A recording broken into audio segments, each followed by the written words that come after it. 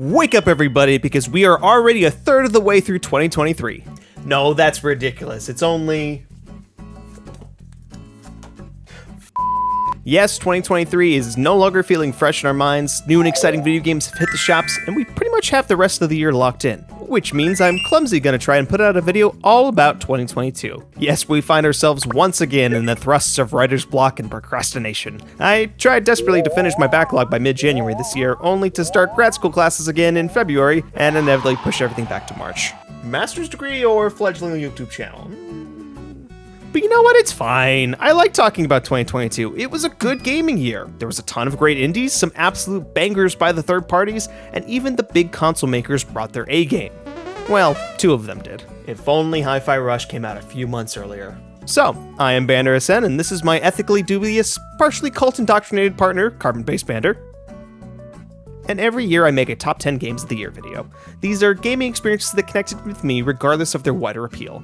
It's the games I loved, simple as that. 2022 was an amazing year for me, and while not every game hit for everyone, there are at least 10 games here that kicked ass and are worth giving their due. Let's get started. In my top games list, the number 10 is always my controversial pick. And not only is this a controversial pick, but I'm gonna cheat and have two games here. Because while despite having some pretty glaring issues, Pokemon put out two of my favorite games in the whole series this year. Pokemon Legends hopefully marks the start of a big new era of mainline games. This series has never deviated this much from the traditional formula. Open zone catching and surviving makes for a completely unique experience, but one that feels quintessentially Pokemon. Researching puts a lot more emphasis on each individual species of Pokemon. Each one has unique research tasks, side quests, and little details in how they interact with the world. And I love the emphasis on story and world building. You get to see how the lore of Sinnoh started. You're a random future kid dropped into the past, and everybody hates you. Even the Pokemon kick the shit out of you. It's a dream come true. It feels like this game is actually pushing against you, which is such a deviation from the mainline games. Oh, what's that? You got a Patrat? You're gonna be champion someday! Your very existence is a threat to us, and I will kill you and your Patrat if you so much as jaywalk. With Legends, Game Freak wasn't afraid to change staples of Pokemon that have been around for decades. When you catch a Pokemon, the ball shakes 3 times. That's essential, right? Well, in Legends, it would slow the game down dramatically, so they got rid of it. They made decisions that best serve the game and not just because of tradition. Legends shows that Game Freak actually wants to make new experiences in a franchise that has coasted for years. Graphics are a little ugly though, which is the exact opposite that can be said for...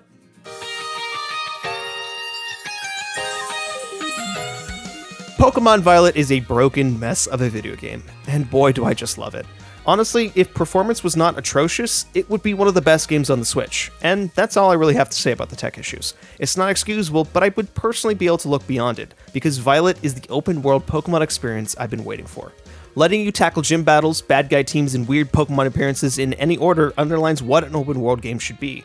Then, having this dope Pokemon you can ride around on made for one of the greatest use of legendaries in the series. When you start getting upgrades from Myrmidon, you want to explore more and get more upgrades. It makes for an amazing open-world loop that kept me in where other recent Pokemon games lost me. Top it all off with much improved animations compared to Sword and Shield, and great new Pokemon. Seriously, these Pokemon are looking hot. I mean, look at this thing. Perfection. Violet has one of the greatest stories in all of Pokemon, even better than Legends. The characters all feel like great additions to your traditional cast, but Nemona and Arven are two of Pokemon's best rivals ever. Nemona already being a champion and just holding back on you is a great mix-up, and I just want to hug Arven. This poor boy. Everything's gonna be alright, buddy. The culmination of all 3 stories leads to the best finale of any Pokemon game, and a truly spectacular final area. Yes, these were broken games, but I just had so much fun with them, and for me, Pokemon has never hit harder than in 2022.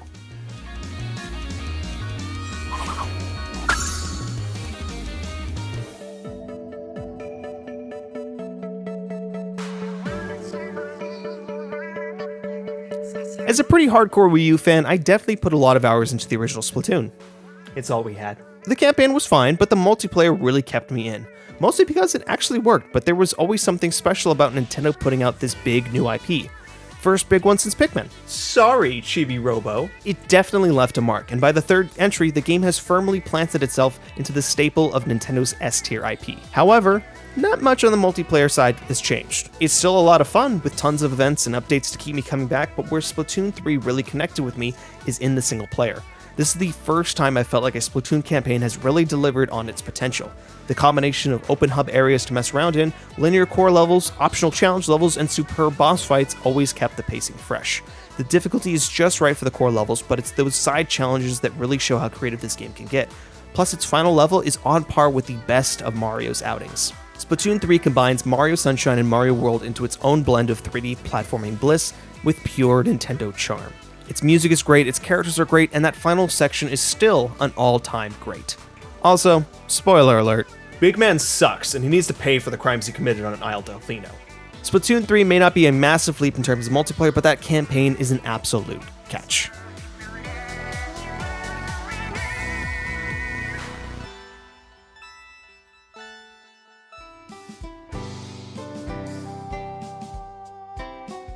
To say this video game makes you feel like a kid in a playground is probably the most rote video game tagline, but for Little Gator Game, it is incredibly accurate. It makes you feel like a little kid who's trying to feel like Link, and a vampire, and Spider-Man. Let's be honest, defining yourself as an indie platformer isn't exactly turning heads anymore. Unless you're a dude in his late 20s with a Nintendo complex. It takes a certain level of innovation or unique mechanic that really underlines the core platforming. Tight controls, brutal difficulty, or a story that uses platforming as a metaphor for overcoming your personal trauma. And yeah, Little Gator Game has none of that. It's just a game where you play as a gator running around a big island, doing quests built by children. That's it. Go have fun for a few hours, laugh a little, and move on. Collect loot, break cardboard monsters, and build a cool little town. Where Gator Game shines is in its doofy physics system. Imagine Breath of the Wild, but uncoordinated. You get all sorts of items with unique properties that let you tackle quests however you want, and it all just works. I played a lot of games this year that just piled on mechanics that can get overwhelming very quickly. And God forbid you try to take a break and come back months later. Good luck! And while I really do enjoy games like that, it's not always what I'm in the mood for. Little Gator Game just wants you to go on a quick adventure, enjoy some dumb, funny dialogue, and remember what it was like to be a kid again. And sometimes that's all a game needs to be. Saying AAA games don't innovate much is not exactly a hot take in 2022. Big budget blockbusters don't have room to take the big risks that can lead to new experiences that the indie scene has managed to make. Limitation breeds creativity, and that's what being an indie is all about. So what brand new life-changing experience has caught my attention in 2022? Cat. Yeah, the game that was just, you get to play as a cat, had me from day one. Why? Where Little Gator Game nails running around like a cartoon character, Stray is actually running around like a cat. The animations, the physics, the way the world interacts with you, Stray is perfect cat. And that makes me feel happy. What Stray offers beyond this is one of the most unique third-person action games ever. Wherein most games would layer systems upon mechanics to create this giant mixture of gameplay complexity, Stray goes for pure approachability. It's what, 3-4 buttons? Puzzles are clearly signposted, and your buddy can help you whenever you want. Sure, there's some spooky moments and some tense set pieces, but it's never overwhelming. If you are someone who just wants to play as a cat, the rest of the game isn't gonna stop you. Sure, you're gonna have your heart broken a few times and fall in love with a bunch of goofy robots that you just want to see survive and feel a sense of tranquil melancholy chilling in this beautiful, broken world. Do you do this shit every day? But hey, just a cat game, right?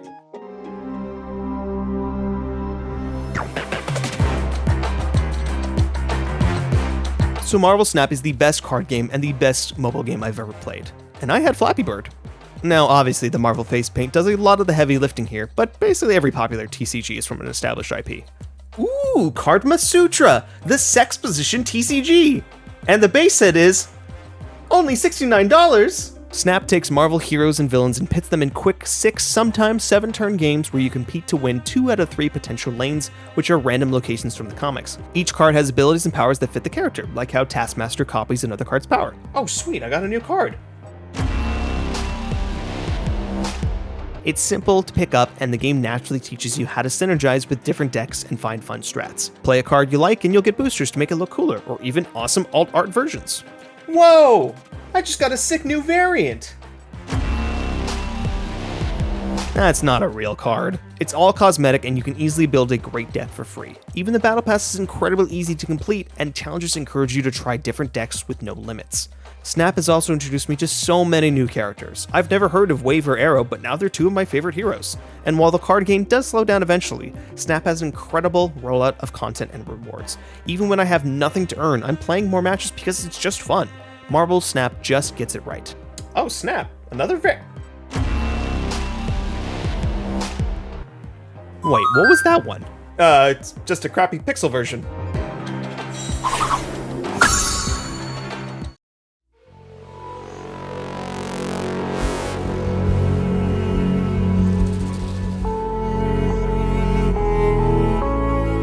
I am an unapologetic Horizon stan. I will never grow tired of petty tribal nonsense and watching Aloy be completely overrated. You gonna defy him like that arrogant shit up there?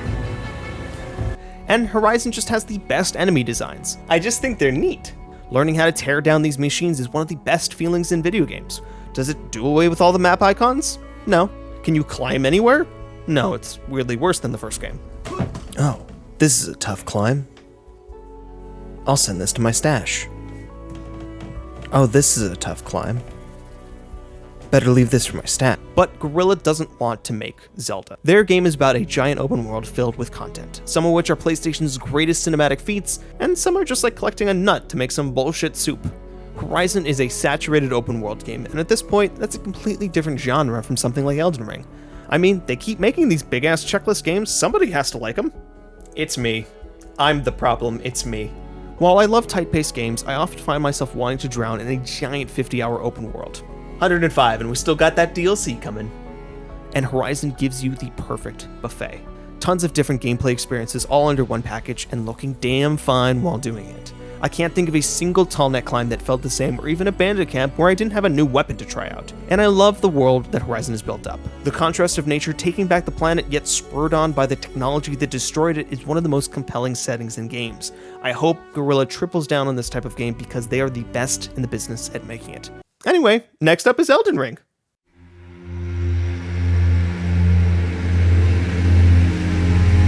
I mean, come on, of course I played Elden Ring, and yes, it's as fantastic as everyone said it would be. Would gamers, Soulsborne gamers, really lie to me? This is actually my first From Software game. What, you haven't played the From Software classic?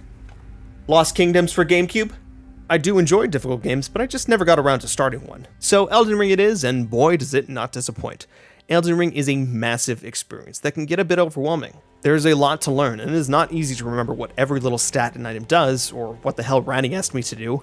It's so simple. You just find her in her castle, flip a tower upside down, find her doll in the secret river, sleep in a coffin, destroy a Lovecraftian horror, and then make her a goddess of the stars, and then you become her king? Actually, that doesn't sound so bad. I quickly settled into a dual claymore build that just shredded enemies. But there are still so many options that I didn't even touch, and that's just awesome. Every single building on the map is purposeful, every single enemy placed is deliberate and builds on the miserable yet beautiful world of the lands between. Key structures are carefully placed so you are drawn to them, while side areas are littered about to distract you on your way. My favorite was reaching the mountaintops and looking over the lands I just spent hours trying to overcome. And we're about to do some fucked up shit on that mountain.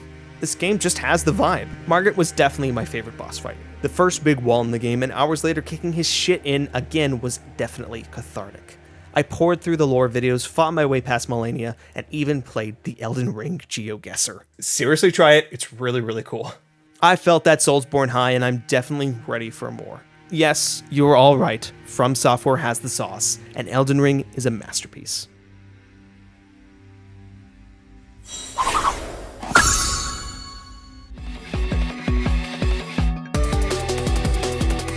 Look, I'll be blunt, Neon White is really hard to explain. It looks like this FPS deck builder with crazy parkour platforming and maybe a dating simulator? The cards are just an inventory system, and no, there's no romance options. Are you sure? Because this dude could be my next big mistake. Neon White is basically a first-person Sonic game. Go on. With guns. No. No, not again! Each level you are just barely keeping up with what the game is throwing at you, but each enemy and item clearly telegraphs what's coming next. The same enemy drops the same gun, and each gun gives you the same platform ability. If you get a blue carbine, you know you'll need to dash over a gap next. Neon White also constantly introduces new weapons and enemies that layer on complexity in such a way that you always feel challenged.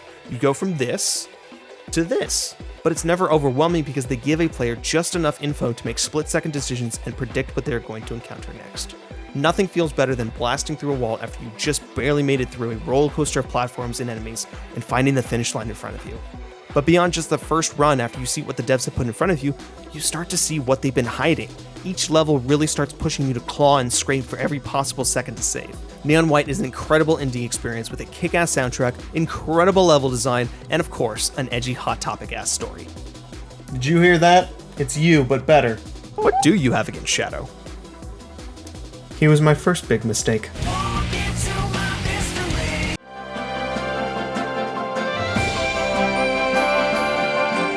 Since I first picked up Melee 20 years ago, I have been a massive Kirby fan.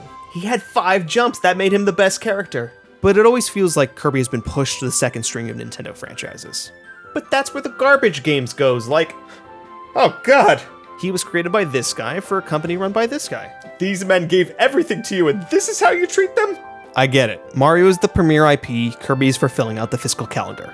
The idea of a 3D Kirby game never felt right, so when we first got a look at Forgotten Land, decades of trepidation disappeared without a second thought. Kirby in the Forgotten Land perfectly encapsulates the pink puffball in a 3D space, colorful worlds and using copy abilities to traverse levels. That's a Kirby game. Except now you have goddamn witch time. Each level feels like a unique set piece, whether it's introducing a new power or the absolutely joyful mouthful mode. The game always feels fresh and novel. Forgotten Land captures what makes Kirby unique but in a big console setting, such as taking all the sub-games usually found in the main menu and incorporating them into the little hub town. It all feels like it's part of the core game instead of just optional content. Kirby is number 2 not only because of its incredibly hyped story beats, insane Lovecraftian bosses, how much I love Stare Kirby, and absurdly good score. Forgotten Land just gets everything right, and it's great knowing that Kirby has finally gotten his chance to be the headliner of Nintendo.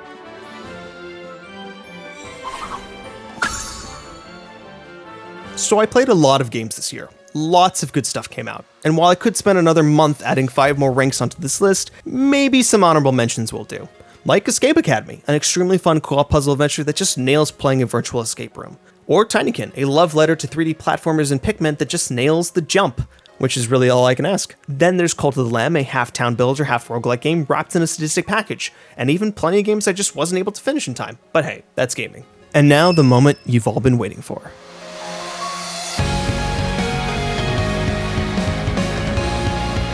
I have been a Sonic fan for an upsettingly long time. You can pinpoint the exact moment my depression started.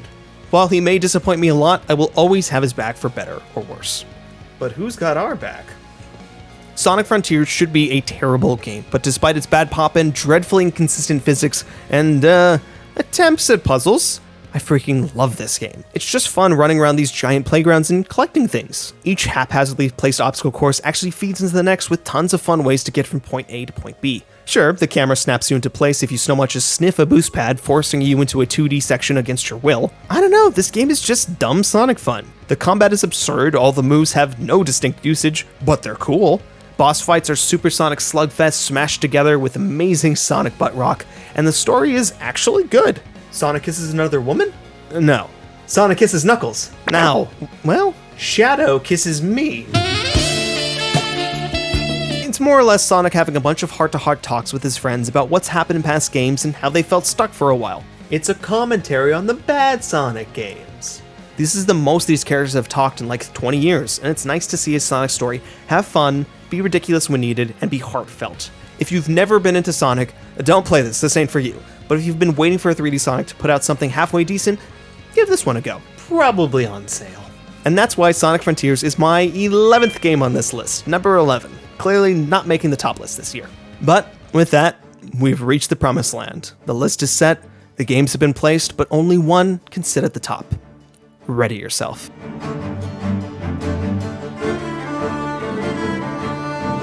Every time I make these lists, I always get a little nervous when it comes to number 1. I mean, this is what I'm saying is the best game of the year. I have to make sure I say everything I need to get my point across, but honestly, this year, I'm not dreading it, because God of War Ragnarok is just easy to love. God of War Ragnarok is my favorite game of 2022, and it's PlayStation's greatest accomplishment in their 28 years in this industry.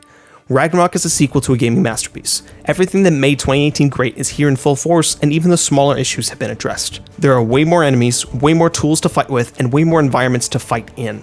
Plus, you are also constantly switching up gameplay styles so nothing ever feels stale. This also means there are many moments where you are left hanging on a plot thread and you want to go back and find out what happened, but the new chapter presented is just as compelling. Even the side quests have story and gameplay moments that are some of the best in gaming history. Characters build up from 2018 feel like they've changed a lot in the years between.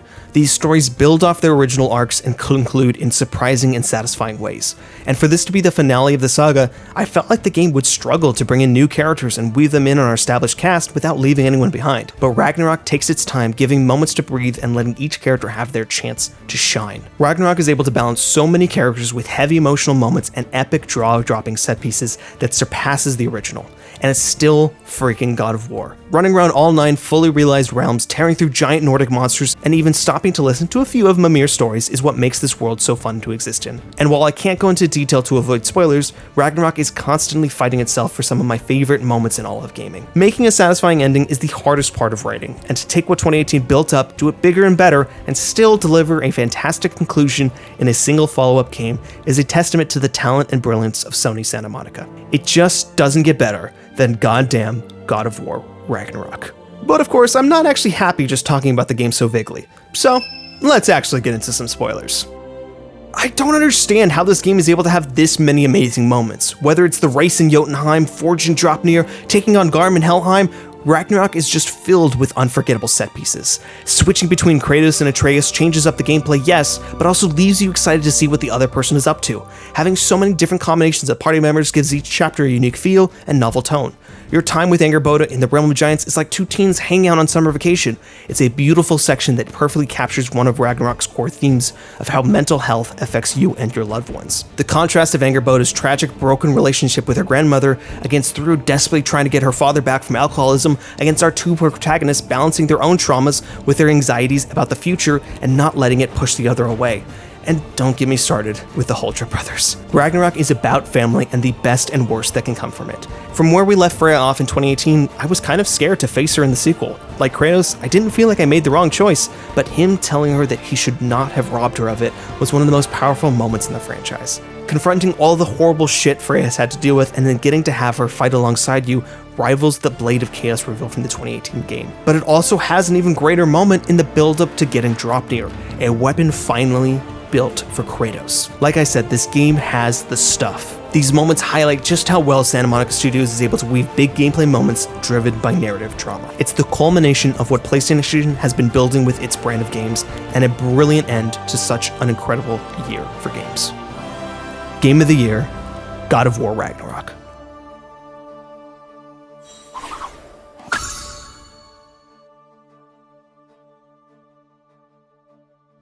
Ranking a year of video games always feels sort of arbitrary. Like, why does a game that came out in February have to be compared to one that came out 8 months later versus 8 months before? Something like Horizon this year could have been my number 1 last year, but that's just the way the year fell. It is kind of dumb, but hey, that's most video game discussions. But you know what? It's a lot of fun looking back at a year and thinking about all the amazing experiences I've had. But we're already well into 2023, and like every time I do this, I should probably start looking forward instead of back. But one more moment for 2022. Carbon-based Bander, what was your favorite experience in 2022? Well, there's only one game in 2022 that can capture how I feel.